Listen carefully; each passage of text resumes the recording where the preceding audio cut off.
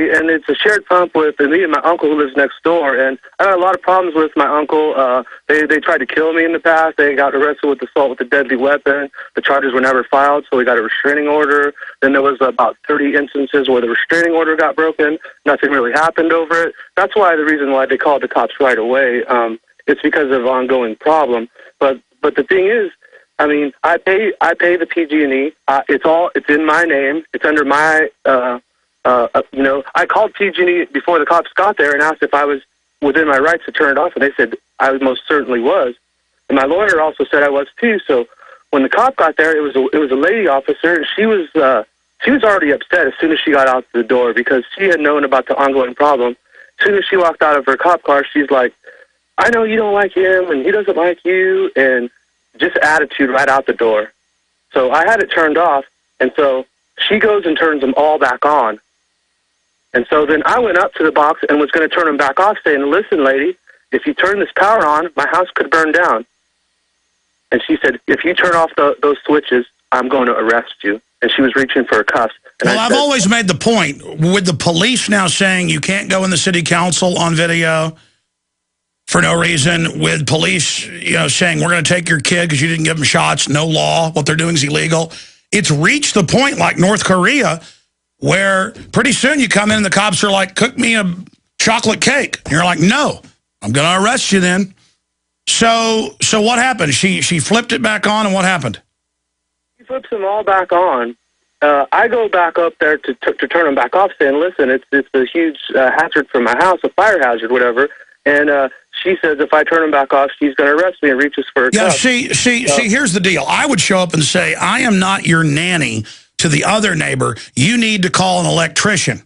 Don't call the police for this," and I would leave. Yeah. I mean, literally, where is common sense in this country? Call an electrician, not the police. Exactly. Well, they thought because of all the problems in the past, they just call the cops first thing. I mean, they don't even talk to me. It's just calling the cops. But yeah, no, there are a lot of these weirdos who call the police constantly. I mean, I had a neighbor. I'm not going to get into it. It's just crazy. Thank you for the call. I really appreciate the points you just made, sir. Okay, let me get into this earthquake news here, because there's a lot of disinformation going on. Fracking, when it's done in areas that are built up, or when it's done improperly, is a problem. It is toxic chemicals that they use in extracting natural gas and oil and shoring up the different stratas. It is needed to get the oil and gas. It can be done properly. But what's happening is now it's being blamed for earthquakes that are happening in the Midwest and other areas. And there are major studies that show that giant oil fields over time can suck out enough oil or gas to then, in one big event, have some settling or a small earthquake. That's been confirmed. But they're now saying that earthquakes in the Midwest and other areas are being caused by fracking, period. That's an article out of Bloomberg. And that's just not the case. I mean, the Mississippi River has had its course changed repeatedly in the last 200 years after giant Midwestern earthquakes. So the Earth goes through cycles tectonically, and to say that humans and their fracking is what's doing it is ridiculous. Now, as for the big booms, we've got an article going up with some research that was done by the Intel Hub from the LA Times decades ago about giant underground train projects and these nuclear-powered locomotives. And that's what I've said. A lot of times this booming is associated with when they're hitting certain hard rock stratas underground and the hums that are heard when they're building these giant underground facilities. So that report just went up on Infowars.com if you want to see that. Here's another one. And this is out of the End of the American Dream blog, and they did some great research here, and they link through to all the different factoids and government announcements here and tectonic research from seismologists. The Ring of Fire is roaring to life, and there will be earthquakes of historic importance on the west coast of the United States. Does it seem to you like there's been an unusual amount of seismic activity around the world lately? Well, it isn't just your imagination. The Ring of Fire is roaring to life, and there is really bad news for the west coast of the United States. Approximately 90% of all earthquakes and approximately 75% of all volcanic eruptions occur along the Ring of Fire. We can show people on screen the Ring of Fire. You can just look it up if you want to. It goes all the way around the Pacific, around Australia, around Southeast Asia, China, Japan, over the Pacific to the north, down along Alaska, down the west coast of Canada, the west coast of the U.S., right down Central and South America, down to Chile. That's why the Andes, or is it the Andes, have so many earthquakes there. You can see that barrier reef of islands that come off Alaska. Those are there from tectonic activity with the seafloor being driven up. The Ring of Fire is roaring to life, and that is really bad news for the west coast of the United States. Considering the fact that the entire west coast of the United States lies along the Ring of Fire, we should be concerned that the Ring of Fire is becoming more active. On Wednesday, the most powerful strike-slip earthquake ever recorded happened along the Ring of Fire. If that earthquake had happened in a major U.S. city along the west coast, the city would have been entirely destroyed. And they have a link to the documents proving that. That's true. It would just be total devastation. Scientists tell us that there is nearly a 100% chance and a certainty that the big one will hit California at some point. In recent years, we've seen Japan, Chile, Indonesia, and New Zealand all get hit by historic earthquakes. It is inevitable that there will be earthquakes of historic importance on the west coast of the United States as well. So far, we have been very fortunate, but the good fortune will not last indefinitely. In a previous article, they showed that earthquakes are becoming more frequent around the globe. And they have links to that data. In 2001, there were 137 earthquakes of magnitude 6.0 or greater.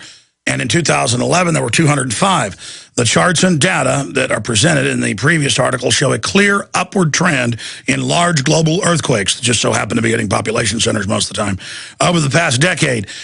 And that is why what happened this week is so alarming. On Wednesday, a magnitude 8.6 earthquake struck off the coast of Indonesia. And that was rapidly followed by a magnitude 8.2 earthquake off the coast of Indonesia. Fortunately, those gigantic earthquakes did not produce a devastating tsunami. But that doesn't mean that those earthquakes were not immensely powerful. There are over 440 nuclear reactors of industrial use. There's hundreds of experimental ones, 2 of them in Austin. People say those don't exist because it's too scary. Okay, it doesn't exist. In North Austin, the J.J. Pickle Research Center. That's built directly on the Balcones fault line. And right down the street is a extinct volcano. But, I mean, I've looked at maps. It's like they go, oh, if it's the worst fault zone, the worst spot in Japan is Fukushima on the maps. And it gets hit by tsunamis. And how many nuclear reactors on the West Coast, guys? Look that factoid up. I think it's more than 30. Imagine if there's big earthquakes for those reactors. Well, they'll just blow up and rain down radiation on us, and our media will be like, go outside and breathe heavily. Radiation is now good for you. Your government loves you. And HBO is promoting pedophilia, but they say it's good. You know, I mean, it's just craziness. It's total craziness. We'll be right back. Stay with us. More news straight ahead. All right, here's some of the headlines up at Infowars.com right now. Big green oil money. WWF, founded and run by Royal Dutch Shell. And Patrick Henningsen's article that we'll show folks goes through the evidence that the big oil companies are supporting the carbon tax. They're the ones pushing it. They're owned by the big mega banks. And again, if you look at the featured news area of Infowars.com, we have our video report up there. Infowars reporters harassed by cops for asking questions about Chicken Man and told that they couldn't enter the city council building. We've got a new development on that with them joining us here in just a moment. And then right here, we've got a big story, Bilderberg to pick Romney's puppet mate. And that is a big, big deal. There's more news on this today. But this isn't just about Bilderberg set to pick his running mate. It's the fact that the Washington Post from the founding of Bilderberg back in 1954 in Oosterbeek, Holland, with the Dutch royalty and all the rest of them, meeting there with the British royalty and the Rothschilds and the Rockefellers. The Washington Post has always had Jane Graham, the founder of it, owner of it, or then her son there. They never would talk about it. They were sworn to secrecy, the only media at first allowed in there. And now the Washington Post came out yesterday in an article, In the Loop, shout at a dictator, get some VP cred. And they officially linked to the Bilderberg website that a few years ago was just nothing. Now they're going public. And that's what this is a coming out. And they say, yeah, he ought to pick this certain person. That's probably what Bilderberg would like. You know, a lot of people think Bilderberg is going to basically choose. Bilderberg's been involved helping choose running mates before, they say. So now, before it didn't exist, then when it did exist, it didn't have power. And now, oh yeah, it chooses. It's like in Europe, where in multiple countries, like Greece and Italy, Goldman Sachs publicly appoints the presidents and prime ministers now. And publicly says they've captured them. But because it's not a foreign government, or you know, well, at least it's not a Ruski or a Chi-Com, it's all right to have bankers conquer us. I mean, we've got to get our mind around that we've been conquered here. And in the article, they just mention, oh, yeah, Bilderberg, you know, did put pressure on there to put John Edwards in as the running mate in 2004 of Senator Kerry, and Bilderberg does make a lot of decisions. And, well, the question is, you know, Bilderberg kind of wants this person. It's like a public communique directly to Mitt Romney. A story in today's Washington Post written by veteran columnist Al Kamen suggests that the Bilderberg Group may have a decisive role to play in picking Mitt Romney's running mate, continuing a recent trend in which the secretive cabal has had a direct influence on U.S. presidential approach. But that's only part of it. Why are they now admitting they have an influence? Through their house organ, the Washington Post. This is a big deal. Kamen has been writing for the Washington Post for over 3 decades and also worked with Watergate icons Woodward and Bernstein, suggesting the title of his column, In the Loop, has some meaning behind it.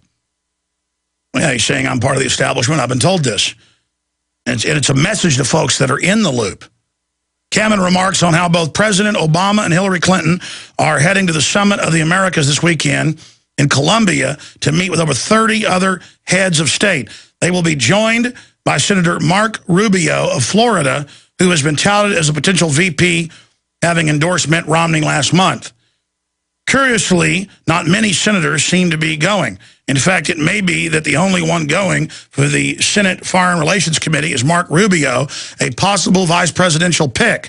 By the way, Jim Tucker said, well, it was actually the Mark Anderson with him, that they were looking at it could be at this meeting, because they'll have Bilderberg steering meetings that aren't the official meeting, but they'll get together and have piggyback meetings at these other global meetings.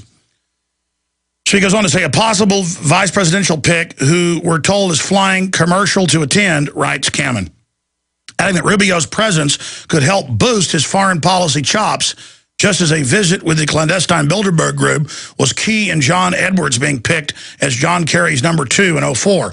I thought it didn't exist. Well, I've always made the point, with the police now saying you can't go in the city council on video for no reason, with police, you know, saying we're going to take your kid because you didn't give him shots, no law, what they're doing is illegal. It's reached the point, like North Korea, where pretty soon you come in and called the cops right away. It's because of ongoing problem. But the thing is, I mean, I pay the PG&E. It's in my name. It's under my you know, I called PG&E before the cops got there and asked if I was within my rights to turn it off, and they said I most certainly was. And it's a shared pump with me and my uncle who lives next door, and I had a lot of problems with my uncle. They tried to kill me in the past. They got arrested with assault with a deadly weapon. The charges were never filed, so we got a restraining order. Then there was about 30 instances where the restraining order got broken. Nothing really happened over it. That's why the reason why and my lawyer also said I was too. So when the cop got there, it was a lady officer, and she was already upset as soon as she got out the door because she had known about the ongoing problem. As soon as she walked out of her cop car, she's like, I know you don't like him, and he doesn't like you, and just attitude right out the door. So I had it turned off, and so she goes and turns them all back on.